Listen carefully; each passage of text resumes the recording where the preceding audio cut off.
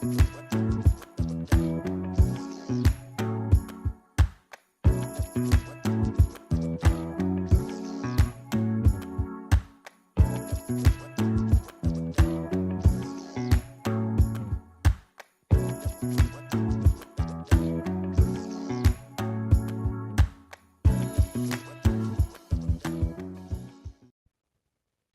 to Boxing Profiles. I'm your host, Tony Prince. What's going on, guys? What's going on? Last night I watched the fight between Danny Garcia and Benavidez. Very disappointing. Big props to Danny Garcia for putting on the the, the Garcia show. Okay, the Danny Garcia show is what he did last night. He showed everybody that Danny still got it. I was disappointed in Jose Benavidez. He did absolutely nothing in the fight. He won one round out of 12-round fight. He won one round. You know, when you say that name, Benavidez, excellence goes with that name. He wasn't excellent last night. Okay. In fact, my question is he even going to continue fighting after the performance that he had last night? That's my question. Okay. So, you know, hey, if he wants to answer, he answered. If not, oh well, you know, it's time to move on. But I'm looking forward to seeing David Benavidez go throw hands again. Okay, that's what I'm looking forward to. I love watching those guys fight. But last night, Jose disappointed me super big time, because I expected to see a war last night between these two guys. Okay, especially that rivalry between, you know, the Boricuas and the Mexicans. Okay, especially that rivalry. That rivalry didn't even get a chance to even it didn't even create a spark last night. Okay, because the Garcia show was just too much. Okay, you know what I'm saying? Yes, I know Danny's a two-time undisputed and all this other stuff champion and all this other stuff. That's cool, but I know Benavidez got hands. I know he got hands. I seen the man throw hands before, but he didn't do nothing last night. Very disappointing. And then not Gary Russell, his brother's fight, the Russell fight was disappointing too, to see him win in a controversy. What's up? What's up? You know, it's not the Russell's fault. Was it the referee's fault? Was it the doctor's fault? You know what I'm saying? You know, everybody, there was a controversy there last night. Okay, that's not what we want to see as fans. We don't want to see that sort of nonsense happening. Okay, we don't want to see that. Boxing, you got to up your game. You got to give us more than 3 fights. You got to give us more than 3 and 4 fights on the pay-per-view. And even when you put these fights on television like this, like you had last night on Showtime, you got to give us more than that, man. Come on, man. Really? Come on, man. I mean, look at what happened. We had 2 disappointing fights. We had 1 good fight, and that was with the heavyweights last night. No wonder the UFC's kicking you guys' butts. Come on, dude. Come on.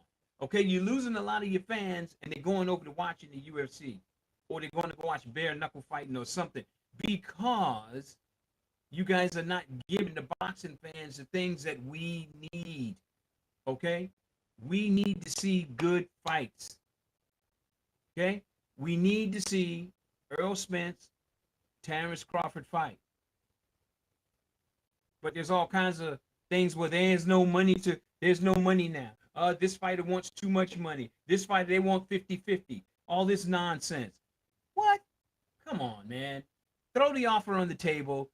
You take it or you leave it. It's just that simple. If you don't want it, if you don't like the percentage that we're giving you, all right, go ahead, take a walk, and then go find somebody else to fight somebody else. Okay? It's just that simple. Don't sit here and waste everybody's time, because that's what you're doing. You're wasting everybody's time with all this. Oh, the fight, it looks like the fight going to be here. It looks like the fight going to be there. It's almost done. No contract's been signed. No fight date. There's nothing going on with that particular fight. That fight is not going to happen. Why? It's because a lot of people said in the beginning, because it's just not going to happen. Okay?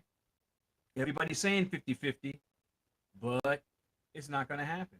Okay? Now, I want to talk about this 140-pound division that all of you guys that are out there, you're Tank Davis, Devin Haney, Ryan Garcia, Gambosos, and any of you other fighters that fight in the 140-pound division, names that I did not mention.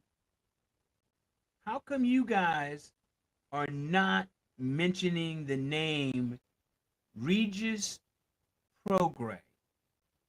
Why aren't you guys fighting him? I don't even hear him even being talked about. Why? Why? It doesn't make sense, man. This is a good fighter. And you guys are not fighting him. No one is mentioning his name. I don't understand what's going on, fellas. I'm gonna play a little clip for you guys. I'm gonna share my screen with you here real quick. Give me a second. Here we go.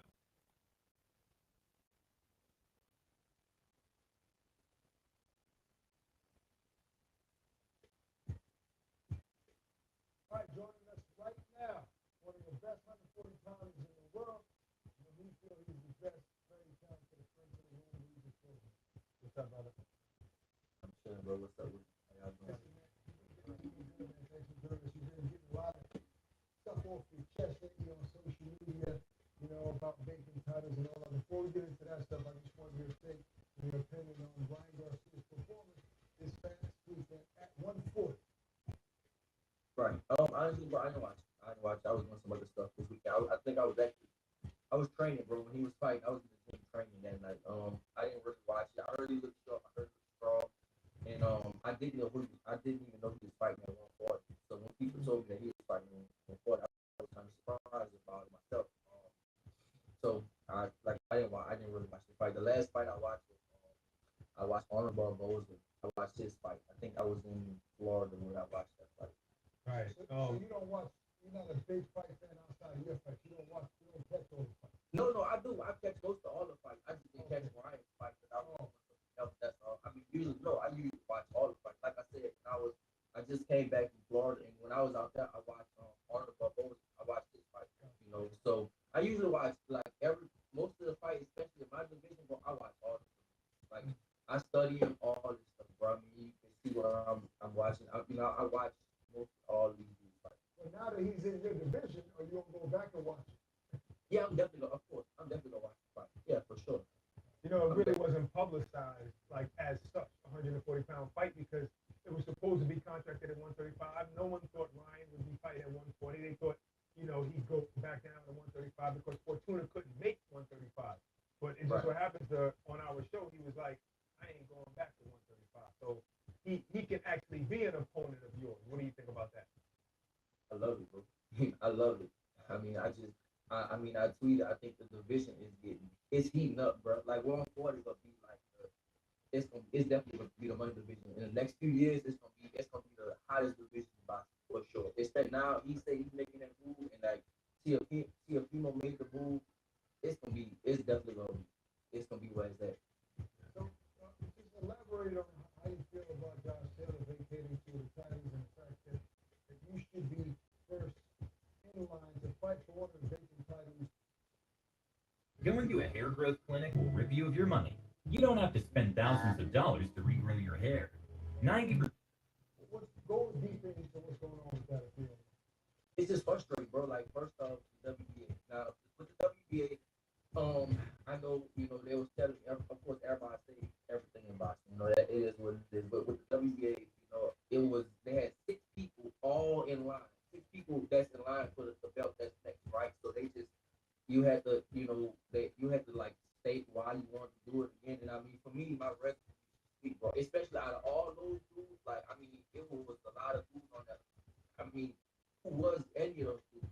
And it's like I was literally out of all those dudes, I was the only one that was actually a WBA world champion. Like none of them was a champion before. I was a champion, and I'm adamant about being a champion again. So it's like, why would you pick me, right? So they went ahead and they did the other thing. So it's like, all right, bet. And so now it's like now with the WBC, I was my last fight was mandatory. It was in a mandatory spot. I understood that I was supposed to fight um for the belt next because I was mandatory, and then they did Jose Cepeda and Jose Ramirez, and so it's like damn, like it's just like for me, I just feel like I'm just getting stepped over. So but you should have been. They're fighting for the vacant WBC title, Ramirez and Cepeda, when you were supposed to be fighting for that title Exactly. Yeah, I was supposed to be in like the WBA and the WBC, but it's like I see what went on with the WBA, and it is what it is. But with the WBC, it's like I was mandatory, bro. Like that was kind of like the big frustration because like I was my last fight in Dubai, the recent was that, and I mean, I was supposed to be mandatory for the fight. Then they put, but they did. Ramirez was when Ramirez his last fight, he fought for mandatory also. So we both fought for mandatory, and the Zepeda was in there. So it's no, for me, I have no argument with the Zepeda. Zepeda definitely earned the right to fight for the belt. I have no argument with that.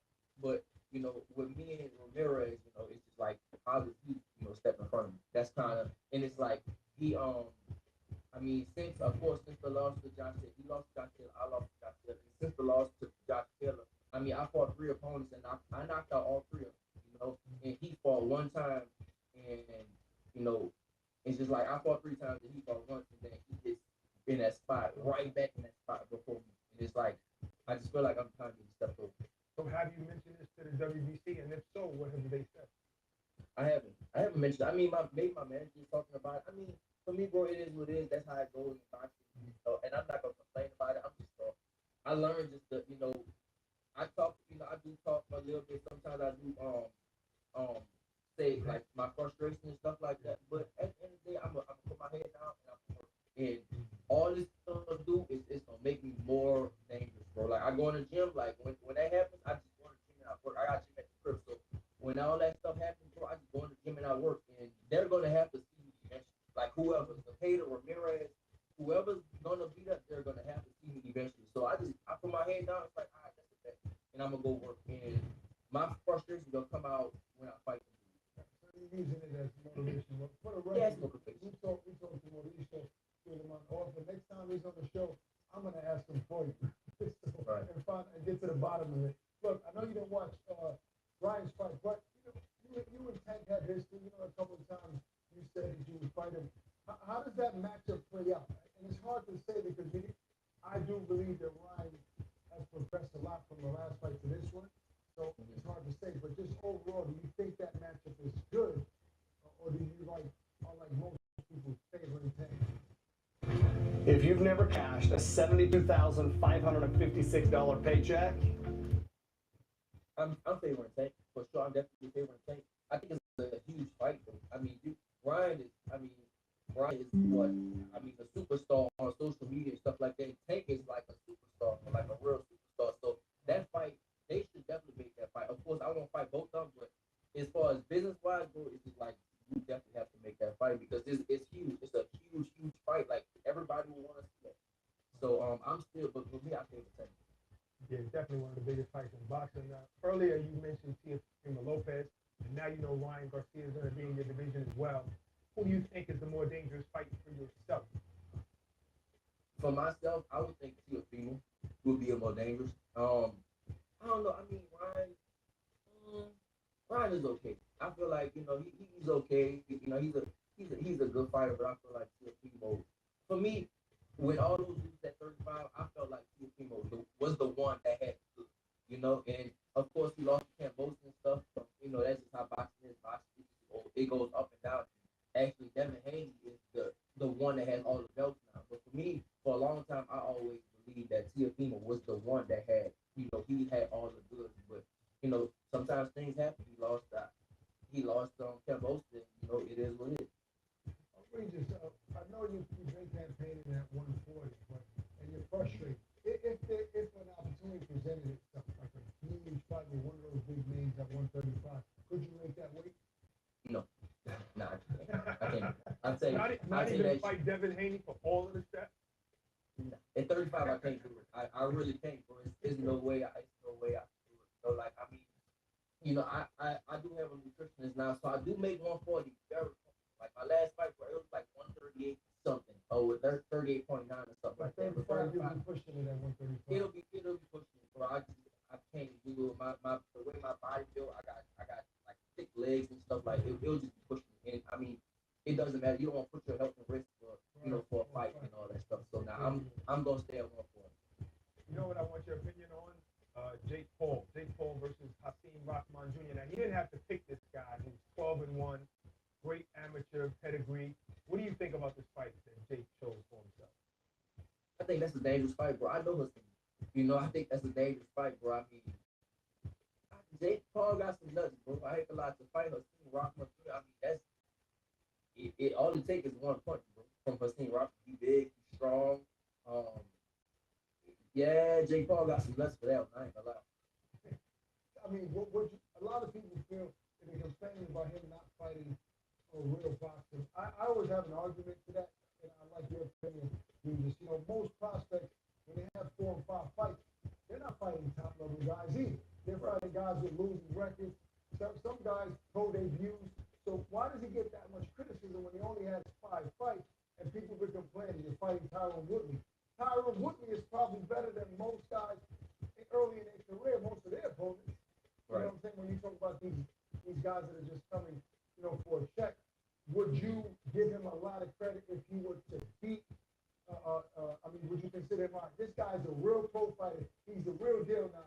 No more underestimate if he would have beaten Garcia Rodman Jr. I think people always go underestimate you. You know what I'm saying? That's how it is. You can't make all the fans happy. Look, bro, I didn't get any arguments where people say, "Oh, Muhammad Ali wasn't that good. Well, Mayweather not that good. Manny Pacquiao not that good. All that not that good." So you just always gonna have arguments about things. The fans in boxing, they just in boxing combat sports, they just never have. So, but for me, bro, I think that's a hard fight. And like you said, when you do have 5 pro fights and stuff, like you are fighting, you're not fighting top caliber fighters. Tyron Woodley, he is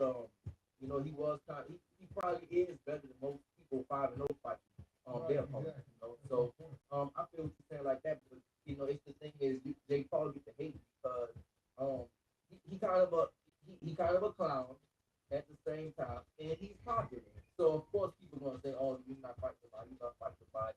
What and Eddie said he'll never be the top level fighter, and I don't know how I feel about that. I'm not gonna lie. If he will ever be, a real top level caliber type of fighter, would he ever be that type of fighter? I don't know. But with this fight, I want to see, bro. I mean, Hassan Rockman, big, strong ass dude. So we'll see. No doubt. All right, so let's just say Ryan Garcia gets to fight Gervonta Davis, and that fight is at 140. How would you feel about that when Gervonta didn't come up to 140 to fight you? It's about his business. I can't listen. I watch the fight. Honestly, wherever the fight will be, I'll probably go to the fight pride LA or something like that. I'll probably go to the fight. I'll watch the fight. I won't trip about it. Listen, bro. Like for me, I told you what I'm gonna do. I don't complain. Like I said, every night I might talk a little online or whatever. But I put my head down. I'm gonna work because I will be a champion again. That's the one thing. And I might stay at 140 the rest of my career. At first, I was thinking about, all right, let's go for 147. But it's like now it's so much coming at 140. I feel like that I might just stay in. All right, folks. So I'm gonna go ahead and I'm gonna stop it right there. Well, there you go. You have Regis Prograis talking a little bit about that. I don't hear the guys at 140 pounds calling him out. They don't even date it. In fact, all you hear is the freaking crickets when you say Regis Prograis. That's it. You hear crickets. You don't. No one's calling his name out. None of these top level guys is talking about Regis Prograis. The question is, why? Is he blackballed? What's going on that these guys are not promoting Regis Prograis, who is a good fighter? As you guys saw his record, he's 27-1 with 20-something knockouts. Come on, man. That ain't no fluke record. Why aren't these guys calling him out and fighting him? What your Ryan Garcias and your Tank Davises and your Devin Haney's and your Teofimo Lopez's and your Lomachenkos and all these guys that are out there, these big name fighters, why aren't they calling Regis Prograis out to fight him? I said skills pay bills. That man has got skills. So what's going on, you 140-pound guys? Why ain't you guys calling out Regis Prograis? Come on now. He's more than a match for any of you guys that are out there. Rolly Romero, big mouth, Rolly Romero. Why ain't you calling out Regis Prograis? You called out Earl Spence. You said Terrence Crawford was an ugly MF. So why ain't you calling out Regis Prograis, hot shot? Somebody tell me what's going on. All right, folks, that's all I got for you guys. You know, again, last night I watched the fight and I was disappointed. You know, I was happy with Danny Garcia did. I was disappointed in Benavidez because I love the Benavidez brothers. I like what they do in the ring. But last night he did not live up to his name. His brother David is got the word excellence next to his name. I expected the same from Jose. Didn't see that. The heavyweight fight that they had on the card was a great card. I love what that heavyweight was doing. In fact, both those heavyweights, I mean, hey, you know, the gentleman from Turkey, man, oh, man, he had good defense. He had a beautiful jab, beautiful combination, great movements. I mean, that guy he was really, really good. And I understand that he's an Olympian. I understand that. He had some good experience that was inside that ring, and it showed. He did a great job last night. That heavyweight fight was great. The Russell fight, yeah, the Russell won, but it was a controversy, okay? All right, because the fighter hurt Russell in some of the early rounds. That's why I wanted to see that fight continue to go, because that fight could have turned around. Okay, so you know that other fighter had an opportunity to beat Russell last night, but that didn't happen. Okay, because the ref stopped the fight. I don't know if the ref did it on his own or was the ref told by the doctor to stop the fight. Because the referee, if you go back and look at what the referee's actions was, the referee was looking over where the doctor was, so the doctor might have told the ref to call the fight off because the doctor did not like the punch that the guy took to the temple. So we don't know the full story until it's investigated. That's the name of that game. Well, that's all I got for you guys. You guys have a great evening, and you guys at 140 pounds, you guys need to call out Regis Prograis. Okay, you guys need to call out Regis Prograis because I honestly think that he can beat a lot of you guys that are out there. Okay, with exception of a few guys. I would say Tank Davis is probably the man in the 140-pound division. He's the man to beat in the 140-pound division. I understand Devin Haney is the champion, but he's not going to be the man. That's going to be able to that's to beat. Tank is the man right now to beat. He's the superstar that's there. Okay, and I know that Devin Haney's got all the belts. So there we go, fella. You know, there we go. You know, and Devin Haney, I think he fights at 135 pounds. So you know, but Devin Haney's right there. He can move to 140. You know, it's just real simple.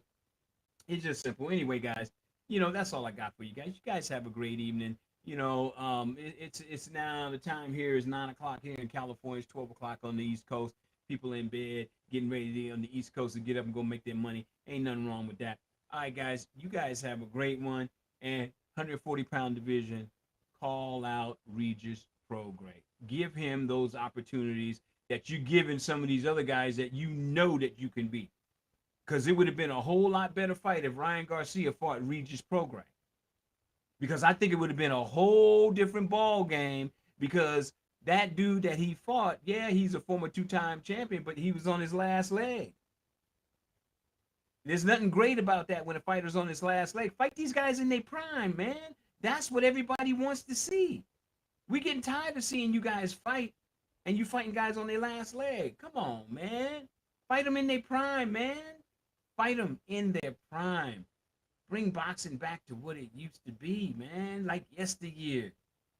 All right, folks, I'm out. You guys have a great one. Peace. And keep punching. Don't get punch drunk. I'm out.